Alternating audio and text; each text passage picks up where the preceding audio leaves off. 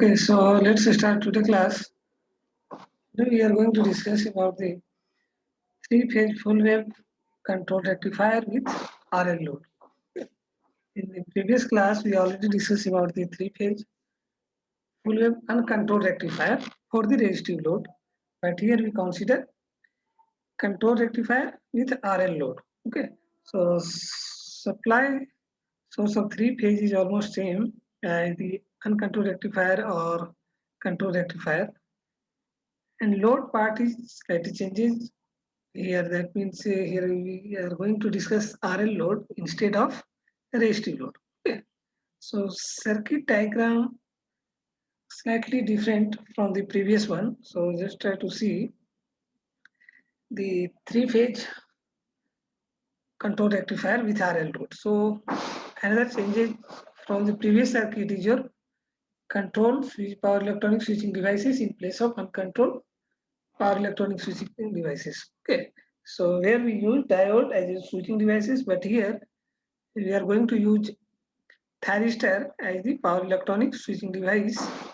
So first of all, just share the screen, then we will continue our discussion.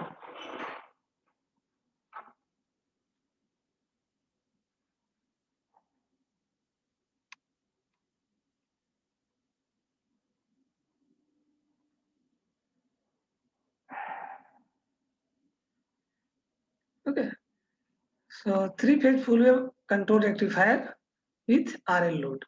In the previous class, we already discussed that three-phase full wave uncontrolled rectifier with resistive load. Okay, only. So three-phase supply source is similar to the previous circuit. Okay. That means the delta star transformer here suppose that connected as the previous circuit, and three phase of the second side of the transformer is represented by terminal A, B, and C. Okay. So a star connected of the secondary winding may be represented phase voltage by VA, VB, and VC. This is the previous circuit. Okay. Now here we use thyristor instead of diode because we are dealing with the control rectifier. Okay, so which device we require to use here,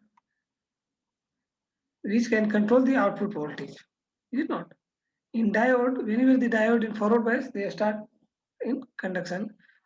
But in thyristor, whenever the thyristor are in forward bias, till they do not conduct if you do not provide the gate pulse of the thyristor. Is it not? So whenever you provide the gate pulse thyristor, your thyristor start conduction from that instant. Otherwise, even if in forward bias, they do not conduct. Okay. So circuit is similar to previous one. The switching devices is changes and the load part is changes. Instead of resistive load, we just consider here RL load. So resistance and inductance consist in the RL load. This one is your output terminal voltage that is represented by V0, and resistance and inductance is represented by nothing but the standard notation of the resistance and inductance, that means R and L. Okay. So this is the circuit diagram of the control rectifier with the RL load.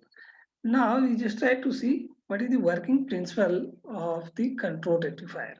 Okay, as we know that the thyristor, whenever in forward bias and gate pulse supply, they start to conduction. Okay, so when suppose that thyristor 1, before that we just explain about the nomenclature of the thyristor. That means this one is represented by T1, T3, T5, and lower thyristor represented by T4, T6, and T2. Okay, so these two thyristor, that means T1 and T4, do not conduct simultaneously because it will be short circuit otherwise. Okay, so never the two thyristor of the same leg conduct. Okay, so when T1 conduct, T4 do not conduct. When T3 conduct, T6 do not conduct. T5 conduct, T2 do not conduct. Okay, otherwise it will take short circuit. same leg of the thyristor conduct at the same instant of time, then this will be taken as the short circuit of this one. Okay, so you have to careful about this gates for providing of the thyristor 1 to 6. Okay, so this one upper diode thyristor is known as the positive cycle of the diode. This one T3, T1, T3, T5 are known as the positive cycle of the thyristor. Similarly, this one lower leg of the thyristor, that means T4, T6 and T2, known as the negative cycle of the thyristor. So this nomenclature may be kept in your mind, or otherwise you may be kept how we can nomenclature this thyristor in a same leg. That means suppose that this is your T1 and next this is your T4. So difference between these two number is always 3. You not you maybe take convention in this way also. That means the difference between the thyristor number of the same leg is equal to always 0. Suppose that if you consider first leg, that is T1 and this one is your T4. So T4 minus 1 is your 3. Similarly, for the second leg, if you consider this one is already marked as T3. So lower thyristor is always you may be considered as T6. Because 6 minus 3 equal to 3 here again. Okay. You already mark here T5 in the upper thyristor of the leg 3.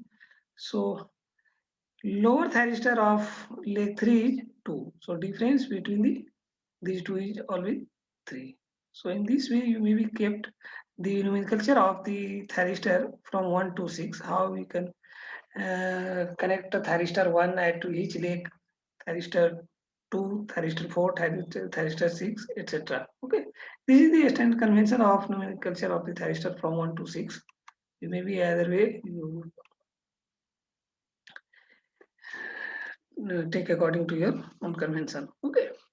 So this is your T1, T3, T5 and T4, T6, T2. Now we try to just see what is the working principle of this control rectifier with the RLO. Okay. So first you just write here, that means T1, T2 and T1, T2 conduct. That means suppose that this thyristor and this thyristor conduct. So voltage is represented by which one? VAC. Is it not? Because this terminal is your A and this terminal is your C. So voltage between A and C is represented by VAC. That means you may be represent here when thyristor T1 and T2 conduct. That means when the positive half cycle of thyristor T1, when you provide the gate pulse in thyristor 1 at a particular delay of angle, that means whatever you want delay angle at a 30 degree or 45 degree or 60 degree, whatever you may want. Okay. So from that instant, your thyristor start to conduction. Suppose that if you consider phase angle delay at 40 degree, we supply the gate pulse at thyristor number 1.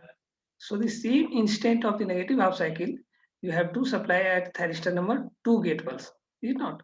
If you provide at the 45 degree delay, so negative half cycle thyristor is also provide gate pulse from the delay of 45 degree. So this one you always careful. And corresponding to that one, thyristor 3 and thyristor 5. So if thyristor 1 and 2 conduct, so you will find the path of the current from this one to thyristor 1 going through the load RL, that means this one, and again go to through this one. Okay, AC. So similarly, if thyristor 3 is conduct, that means going the current IV from this path to T1 and RL load through the thyristor 4. Okay, so your voltage is your VA, voltage VA. Similarly, when the current flow through this one thyristor 5 is conducting, so C through the thyristor 5 and RL load and go through the 6. So this voltage is your CB, is it not? So just write here, when the particular thyristor conduct their voltage representation, suppose that T1 and T2 is conduct, so you will find from the circuit diagram of this control rectifier, when T1 and T2 conduct, that means voltage represented by VAC, is not. So just you note down this voltage representation and thyristor conduction. So it is more easy for you for when you draw the waveform of the output voltage. Okay. So when T1 and T2 conduct, that means voltage is represented by VAC, you know. So just write down here.